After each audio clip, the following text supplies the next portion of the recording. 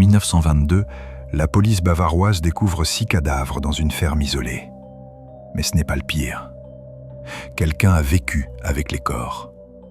Pendant 3 jours, il a cuisiné. Il a dormi dans leur lit. Il a nourri les vaches. Puis il a disparu. 1. Une plage australienne. Un homme mort, élégant, impeccable. Toutes ses étiquettes découpées. Chaque trace de son existence effacée. Un code secret dans sa poche que personne ne peut déchiffrer.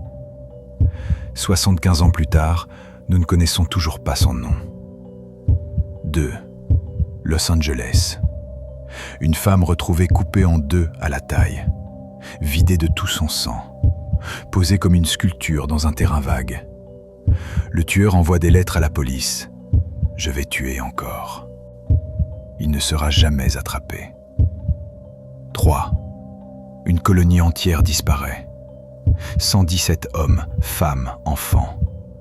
Les maisons intactes, les portes fermées de l'intérieur.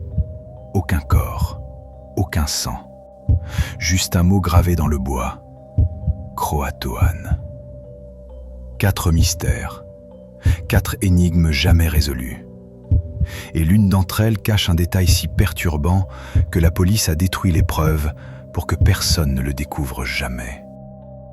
Restez jusqu'à la fin. Vous ne devinerez jamais lequel. Bienvenue dans les archives des mystères non résolus. Je suis votre guide dans les coins les plus sombres de l'histoire. Aujourd'hui, nous ouvrons 4 dossiers qui ont résisté au temps. 4 énigmes qui ont brisé des enquêteurs. 4 secrets que personne n'ose nommer. Installez-vous. Éteignez la lumière. Mais avant, si vous aimez les mystères qui glacent le sang, abonnez-vous maintenant et activez la cloche. Chaque like me permet de creuser plus profond dans ces archives oubliées. Commençons. En 1922, la police bavaroise découvre 6 cadavres dans une ferme isolée. Mais ce n'est pas le pire. Quelqu'un a vécu avec les corps. Pendant 3 jours, il a cuisiné, il a dormi dans leur lit, il a nourri les vaches. Puis il a disparu. 1. Une plage australienne. Un homme mort, élégant, impeccable. Toutes ses étiquettes découpées.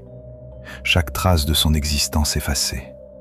Un code secret dans sa poche que personne ne peut déchiffrer. 75 ans plus tard, nous ne connaissons toujours pas son nom.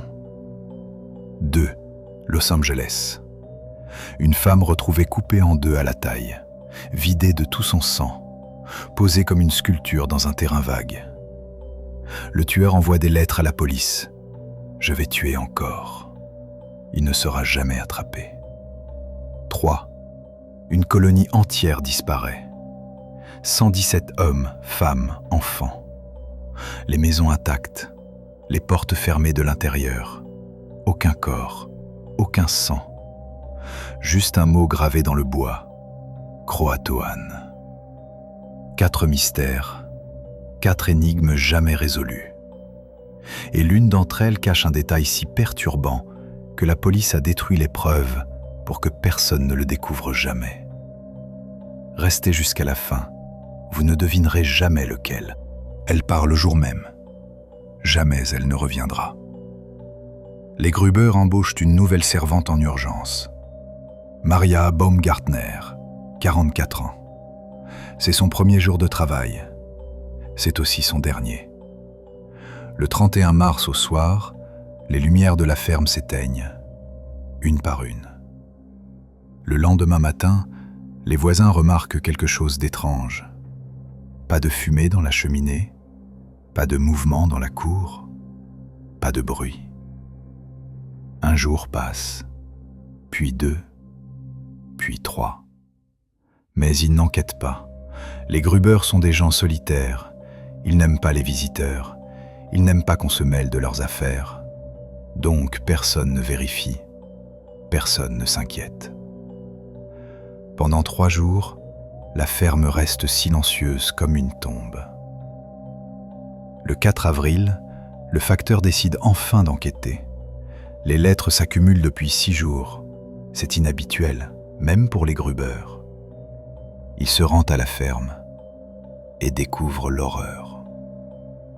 Les enquêteurs arrivent de Munich. Ils commencent par la grange. L'odeur est insupportable. Même dehors, dans le froid, elle les fait reculer. Ils entrent. Dans un coin, sous une épaisse couche de foin, ils trouvent 4 corps, empilés comme du bois mort. Andreas Gruber, crâne fracassé, 9 coups de pioche. Cecilia Gruber, sa femme, crâne fracassé, 7 coups.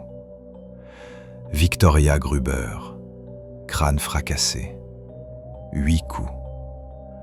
La petite Cecilia, 7 ans, crâne fracassé, 4 coups. Mais il y a quelque chose d'étrange, quelque chose qui fait pâlir même les enquêteurs les plus endurcis. Les corps montrent des signes de mouvement post-mortem, des touffes de cheveux arrachés, serrés dans des poings, des ongles cassés, des marques de griffures dans le foin. Cela signifie qu'ils n'étaient pas tous morts immédiatement. Certains ont agonisé, dans le noir, sous le foin, pendant des heures, peut-être des jours. La petite Cecilia a survécu le plus longtemps. Elle s'est arraché les cheveux dans son agonie. Elle a griffé le sol. Elle a appelé à l'aide. Personne n'est venu, parce que quelqu'un d'autre était déjà là. Les enquêteurs entrent dans la maison.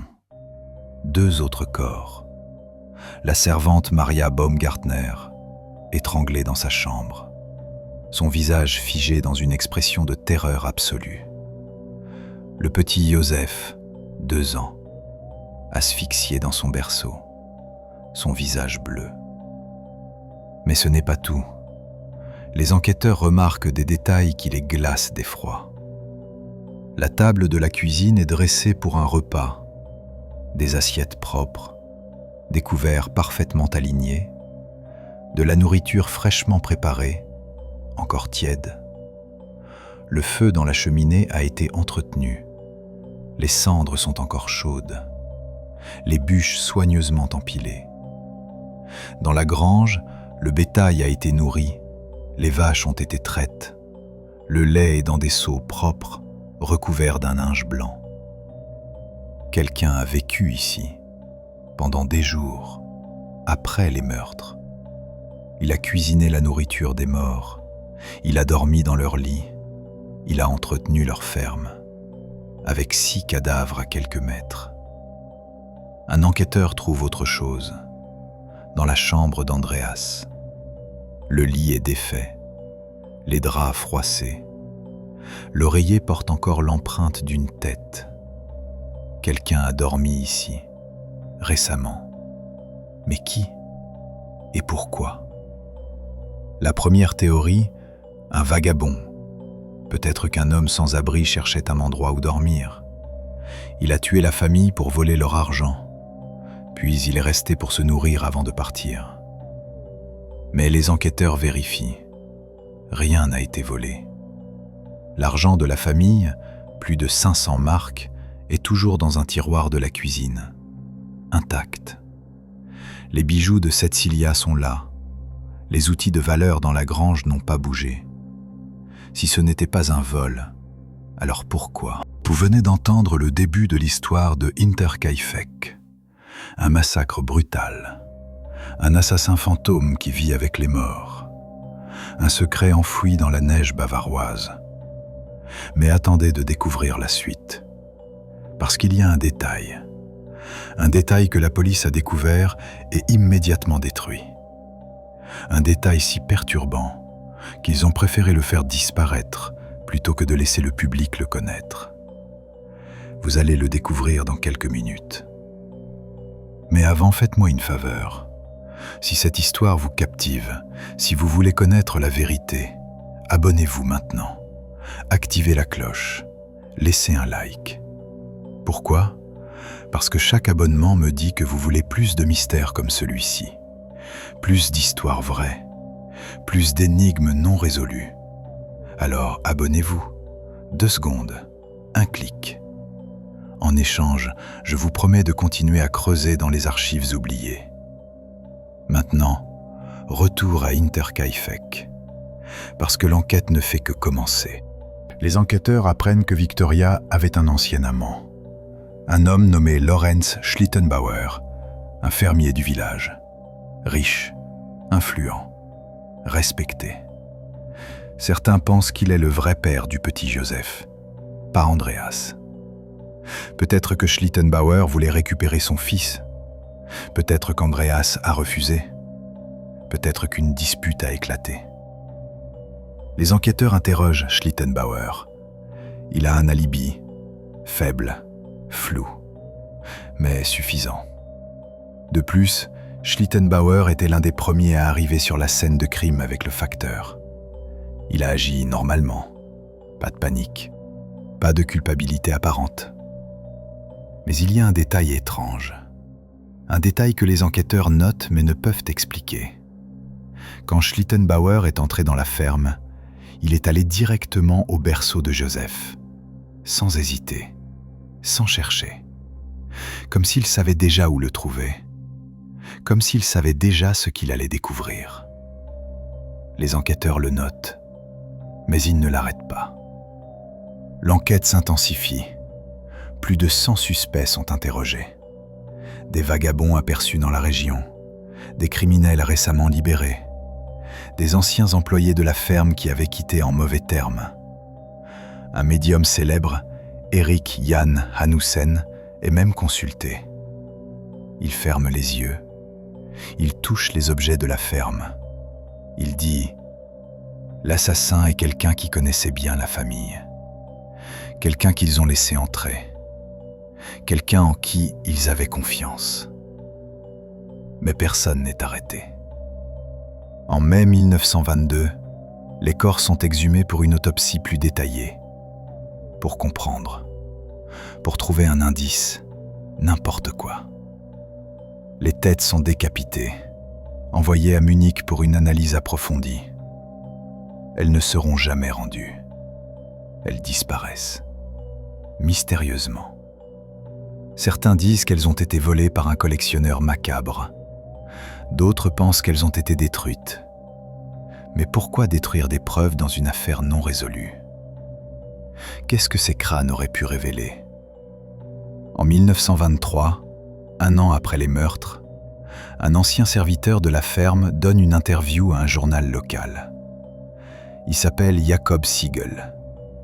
Il a travaillé pour les Gruber pendant 3 ans. Il a démissionné en 1921, un an avant les meurtres. Il révèle quelque chose de troublant. Andreas était un homme mauvais. Il battait sa femme à coups de ceinture. Il enfermait Victoria dans la cave pendant des jours quand elle le défiait. Il disait qu'elle lui appartenait, qu'elle ne pouvait jamais partir, jamais se marier, jamais être libre. Siegel continue, sa voix tremblante dans l'interview. Une nuit de janvier 1921, j'ai entendu des cris venant de la grange. Des cris terribles. J'ai regardé par la fenêtre de ma chambre. J'ai vu Andreas traîner Victoria par les cheveux dans la neige. Elle pleurait, elle suppliait, mais il ne s'arrêtait pas. Il l'a traînée jusqu'à la grange, puis il a fermé la porte. Siegel dit qu'il a démissionné le lendemain, par peur, par dégoût. Mais il révèle un autre détail, un détail qui change tout.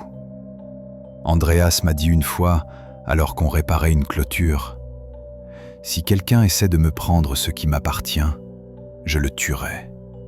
Et je tuerai toute ma famille avant de laisser quiconque les avoir. Ils sont à moi, vivants ou morts. » Cette déclaration fait froid dans le dos. Certains enquêteurs commencent à envisager l'impensable. Et si Andreas avait tué toute sa famille, puis s'était suicidé? Cela expliquerait la violence, la rage, le fait qu'ils aient tous été tués dans la grange d'abord. leur territoire, son territoire. Mais cette théorie a un problème majeur. Les blessures d'Andreas montrent qu'il a été frappé par derrière, à la base du crâne, 9 fois, avec une force terrible. Il est physiquement impossible de s'infliger de tels coups soi-même. De plus, la pioche utilisée pour les meurtres a été trouvée dans la grange, propre, essuyée, soigneusement nettoyée. Quelqu'un a pris le temps de nettoyer l'arme. Quelqu'un de méthodique. Quelqu'un de calme. Quelqu'un qui savait exactement ce qu'il faisait. En 1986, un étudiant en criminologie, le docteur Manfred Seitz, revisite l'affaire avec des techniques modernes. Il analyse les rapports d'autopsie, les photos de la scène de crime, les témoignages, les schémas de sang. Il conclut quelque chose de terrifiant. L'assassin était probablement quelqu'un de la région, quelqu'un qui connaissait la disposition exacte de la ferme, quelqu'un qui savait où Andreas rangeait sa pioche, où la famille se rassemblait le soir, où cacher les corps. Seitz propose une reconstitution. L'assassin est arrivé le soir du 31 mars, peut-être invité, peut-être caché depuis des jours dans le grenier, survivant avec des provisions volées. Le journal intime trouvé dans le grenier. Les empreintes qui ne ressortaient jamais. Les bruits de pas la nuit. Andreas et Cecilia sont sortis pour vérifier le bétail, comme chaque soir. L'assassin les attendait, cachés dans l'ombre. Il les a frappés par derrière. Ils sont tombés dans la neige. Victoria a entendu le bruit. Elle est sortie avec la petite Cecilia. L'assassin les a frappés aussi, sans hésitation. Puis il est entré dans la maison. Il a tué Maria dans sa chambre, pendant qu'elle dormait. Il a étouffé Joseph dans son berceau, méthodiquement. Ensuite, il a traîné les 4 corps de la cour vers la grange, un par un. Il les a empilés. Il les a recouverts de foin, et il est resté. Pourquoi ? Peut-être attendait-il quelque chose ? Peut-être cherchait-il quelque chose dans la maison ? Ou peut-être voulait-il juste savourer ce qu'il avait fait ?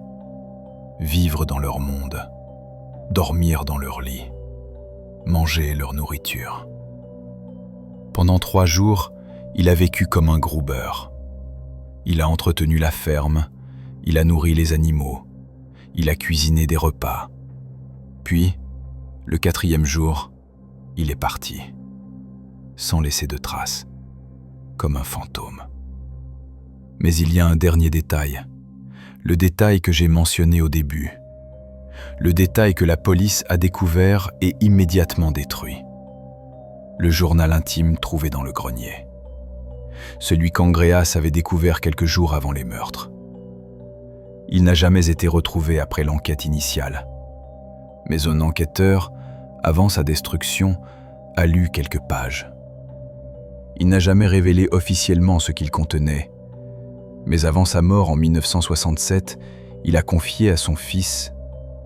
Le journal décrivait tout, jour par jour, ce que la famille faisait, ce qu'ils disaient, où ils allaient, comme si quelqu'un les observait, les étudiait, prenait des notes.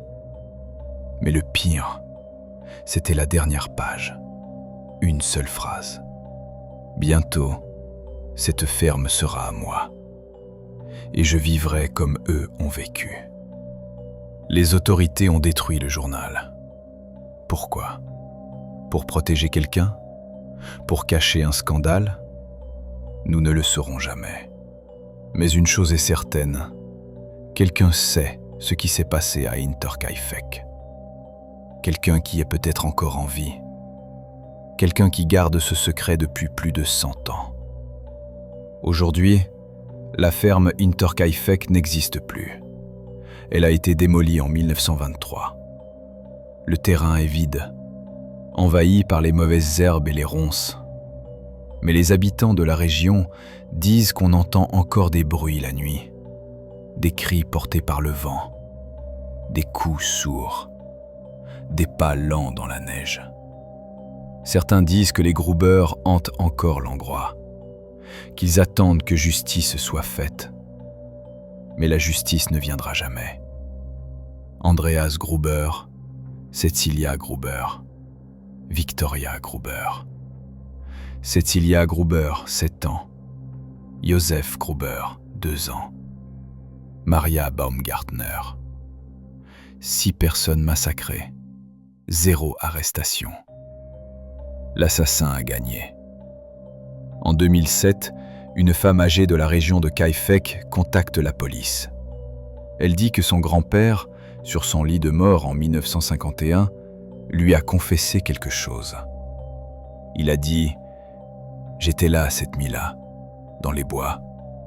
J'ai vu ce qui s'est passé, mais je ne pouvais rien faire.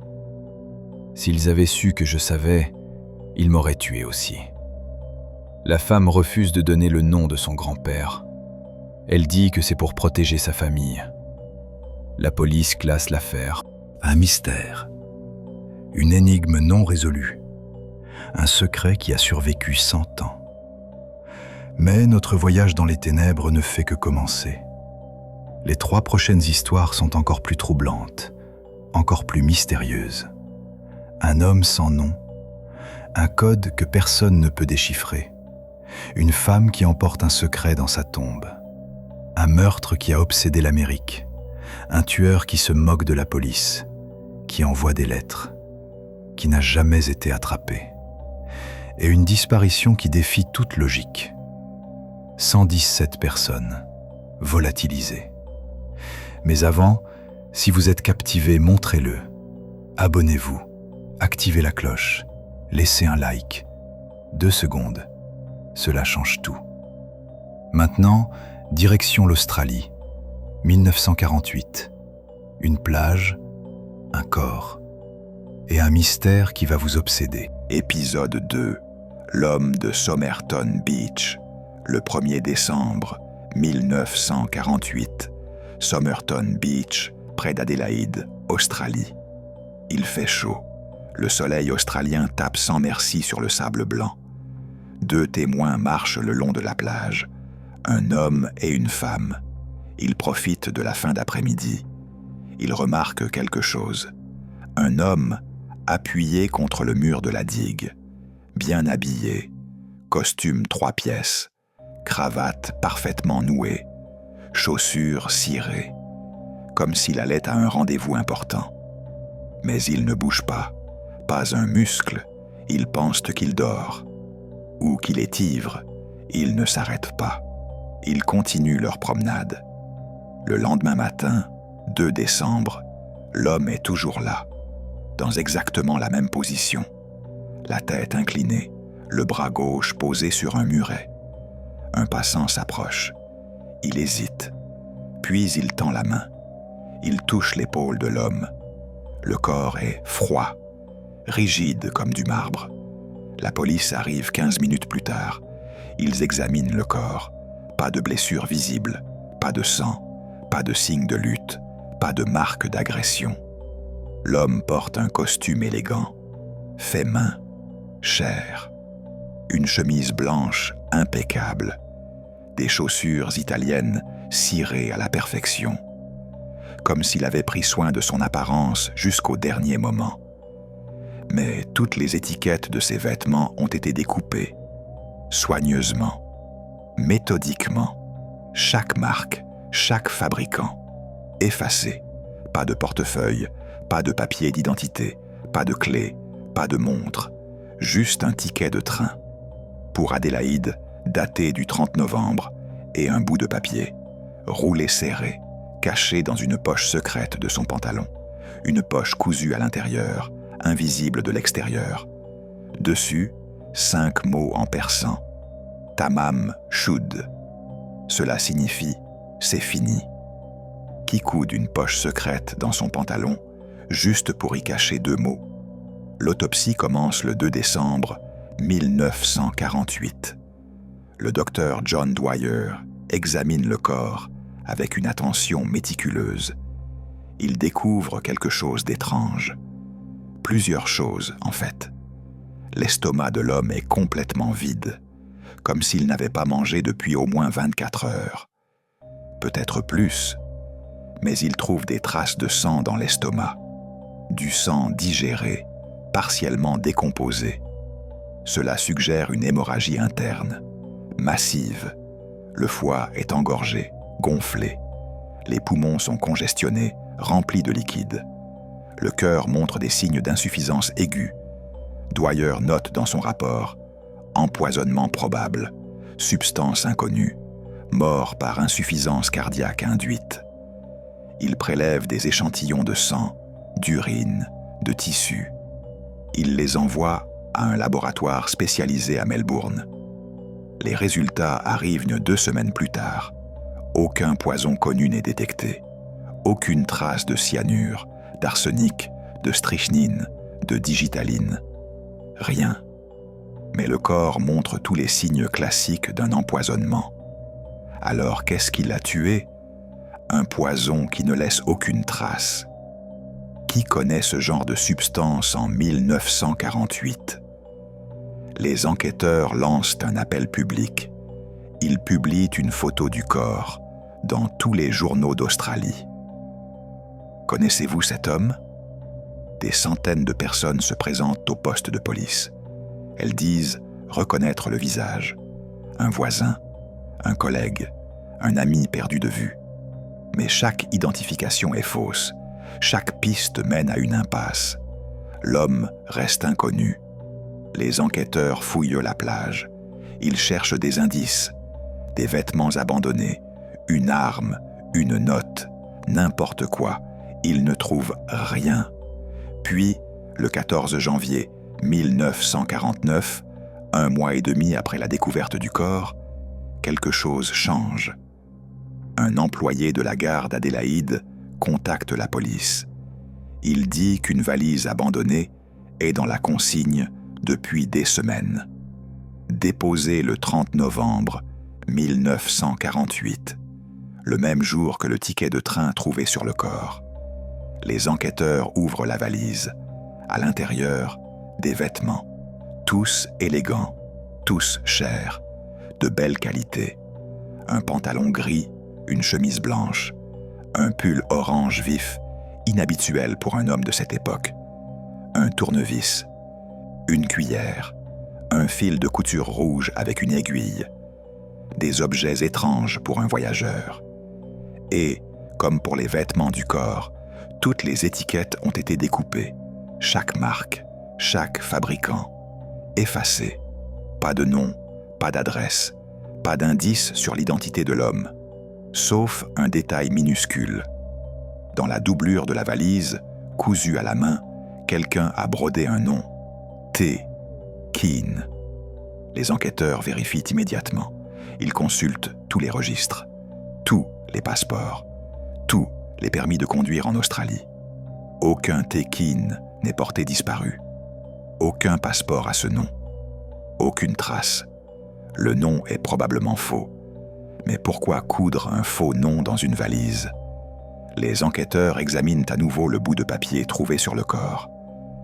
Tamam Shud, un expert en littérature persane, identifie la source. Cette phrase vient d'un livre, un recueil de poésie du XIIe siècle, le Rubaiyat d'Omar Khayyam. C'est la dernière ligne du dernier poème. La conclusion, la fin. Les enquêteurs lancent un nouvel appel public.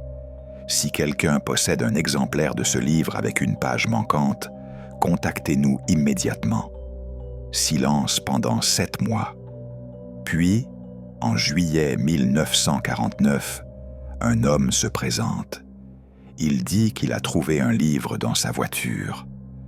Une voiture qu'il avait garée près de Somerton Beach la nuit du 30 novembre 1948. Il ne sait pas comment le livre est arrivé là. La voiture n'était pas verrouillée. Il ne l'a découvert que plusieurs mois plus tard, en nettoyant son véhicule. Les enquêteurs examinent le livre. C'est une édition rare du Rubaiyat, en anglais. La dernière page a été arrachée, proprement. C'est de là que vient le bout de papier Tamam Shud. Mais il y a plus, beaucoup plus. À l'arrière du livre, sur la dernière page de garde, quelqu'un a écrit un code, au crayon, en lettres majuscules, 5 lignes de lettres, apparemment aléatoires. MRGOABABDMTBIMPANETPMLIABOAIAQCITTMTSAMSTGAB et en dessous, un numéro de téléphone, rayé d'une ligne, mais encore lisible. Les enquêteurs appellent le numéro. Une femme répond. Sa voix est calme, contrôlée. Elle s'appelle Jessica Thompson, infirmière. 27 ans, mariée, un jeune enfant. Les enquêteurs lui demandent si elle peut venir au poste pour répondre à quelques questions. Elle accepte. Ils lui montrent une photo du corps, le visage de l'homme mort. Sa réaction est immédiate, viscérale. Elle devient blanche comme un linge. Ses mains se mettent à trembler. Elle agrippe les accoudoirs de sa chaise. Ses lèvres tremblent. Un enquêteur note plus tard dans son rapport. Ses pupilles se sont dilatées. Elle a cessé de respirer pendant plusieurs secondes. Puis elle a avalé sa salive avec difficulté, comme si elle voyait un fantôme. Elle dit d'une voix à peine audible « Je ne le connais pas », mais son langage corporel dit exactement le contraire. Les enquêteurs le voient, ils le savent. C'est un mensonge, ils insistent. Êtes-vous absolument certaine ? Regardez attentivement. Elle répète, les yeux baissés. Je ne le connais pas. Je n'ai jamais vu cet homme. Puis, sans qu'on lui pose la question, elle ajoute quelque chose de très étrange. Je possédais un exemplaire du Rubaiyat. Je l'ai donné à un homme pendant la guerre, un lieutenant, Alfred Boxall, mais je ne me souviens pas de son nom complet. C'était il y a longtemps. Les enquêteurs vérifient immédiatement. Ils trouvent Alfred Boxall, vivant, en Australie, avec son exemplaire du Rubaiyat intact. Ce n'est pas lui. Jessica Thompson refuse de parler davantage. Elle se lève. Elle demande à partir. Les enquêteurs ne peuvent pas la retenir. Elle n'est pas suspecte, juste un témoin. Elle part. Mais ils la surveillent, discrètement. Les semaines passent. Jessica Thompson ne fait rien de suspect. Elle continue sa vie normale, son travail d'infirmière, sa famille. Mais son fils, Robin, commence à montrer des traits particuliers en grandissant. Il a des oreilles inhabituelles, très grandes, avec un pli extrêmement rare, appelé le tubercule de Darwin.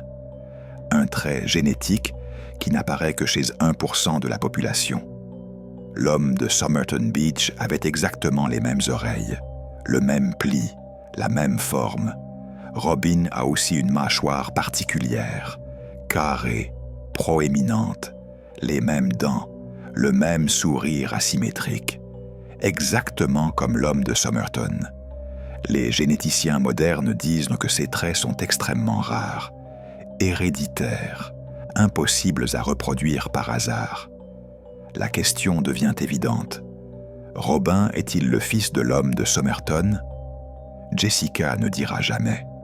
Elle refuse toutes les interviews, toutes les questions. Elle meurt en 2007, à 86 ans, emportant son secret dans sa tombe. Mais avant de mourir, sa fille Kate l'a entendu pleurer une nuit, à travers la porte de sa chambre. Kate a entendu sa mère murmurer, encore et encore. « Je suis désolé. Je suis tellement désolé. J'aurais dû parler. J'aurais dû dire la vérité. » En 1978, un cryptographe professionnel, le professeur Derek Abbott, tente de déchiffrer le code trouvé dans le livre. Il essaie toutes les méthodes connues. Substitution simple, transposition, chiffre de Vigenère, chiffre de Playfair, analyse de fréquence, rien ne fonctionne. Le code semble complètement aléatoire, ou trop complexe, Ou peut-être n'est-ce pas un code du tout? Peut-être sont ceux des initiales, les premières lettres de chaque mot d'un poème, ou d'un message personnel, ou d'une confession. Abbott passe des décennies à essayer. Il devient obsédé. Il dit dans une interview « Si c'est un code, c'est l'un des plus sophistiqués jamais créés par un amateur. S'il n'en est pas un, alors c'est le message le plus cruel jamais laissé. Un message qui donne de l'espoir, mais ne mène nulle part. » En 2009, Abbott fait quelque chose d'inhabituel. Il contacte Kate Thompson, la fille de Jessica. Il lui explique l'affaire. Ils se rencontrent. Ils parlent pendant des heures. Ils tombent amoureux. Ils se marient. Le cryptographe qui étudie l'affaire épouse la petite fille présumée de l'homme de Somerton. L'une des coïncidences les plus étranges de toute cette histoire. Abbott consacre le reste de sa vie à résoudre le mystère. Il lance une pétition pour exhumer le corps, pour effectuer une analyse ADN, pour enfin connaître son nom. En 2021, après des années de lutte juridique, la permission est accordée. Le corps est exhumé, les os sont analysés. Les résultats arrivent en 2022. L'ADN montre que l'homme avait des origines européennes, probablement britanniques ou irlandaises, peut-être un peu scandinaves. Mais il n'y a aucune correspondance dans les bases de données mondiales. L'homme reste inconnu. Abbott dit, avec une frustration palpable, « Nous avons son ADN, nous avons son code, nous avons son corps, mais nous n'avons toujours pas son nom. Nous ne savons toujours pas pourquoi il est mort. Nous ne savons toujours pas ce que Jessica savait. » En 2023, une équipe de généticiens utilise une nouvelle technique révolutionnaire, la généalogie génétique. La même méthode qui a permis d'attraper le Golden State Killer. Il compare l'ADN de l'homme de Somerton avec des millions de profils publics en ligne. Il trouve une correspondance lointaine, un cousin au 3e degré, vivant en Angleterre. Il remonte l'arbre généalogique, branche par branche, génération par génération. Et il trouve un nom, Charles Webb. Né en 1905 à Londres, ingénieur électricien, émigré en Australie en 1947, disparu en 1948. C'est lui, c'est l'homme de Somerton Beach. Ou du moins, c'est ce qu'il pense. Mais la famille Webb refuse de commenter. Il refuse de confirmer. Il refuse de participer à l'enquête. Pourquoi ? Peut-être qu'ils savent quelque chose. Peut-être qu'ils protègent quelqu'un. Peut-être qu'ils protègent un secret vieux de 75 ans. Ou peut-être qu'ils veulent juste oublier. L'affaire reste officiellement non résolue. 4 mystères, 4 énigmes non résolues, 4 secrets qui résistent au temps. Le massacre de Interkaifeck, l'assassin qui a vécu avec les morts, l'homme de Somerton Beach, le code qui n'a jamais été déchiffré, le Black Dahlia, le meurtre qui a choqué l'Amérique, la colonie de Roanoke, les 117 personnes qui ont disparu sans trace. Ces histoires nous rappellent une vérité inconfortable. Parfois, les mystères restent des mystères. Parfois, les questions n'ont pas de réponse. Parfois, la seule réponse honnête est « nous ne savons pas ». Mais c'est précisément ce qui rend ces histoires fascinantes, ce qui nous pousse à chercher, à enquêter, à ne jamais oublier. Alors maintenant, c'est à vous de jouer. Quelle est votre théorie? Qui a tué la famille Gruber? Qui était l'homme de Somerton? Laissez votre théorie en commentaire. Et si vous avez aimé cette plongée dans les archives des mystères non résolus, montrez votre soutien. Abonnez-vous à la chaîne, activez la cloche de notification et laissez un pouce bleu. Partagez cette vidéo avec vos amis qui aiment les histoires vraies, les énigmes criminelles et les mystères historiques. La semaine prochaine, nous explorerons d'autres dossiers, d'autres énigmes, d'autres secrets enfouis dans les archives de l'histoire. En attendant, dormez bien, si vous le pouvez. Merci de m'avoir accompagné dans ce voyage. À très bientôt pour de nouveaux mystères.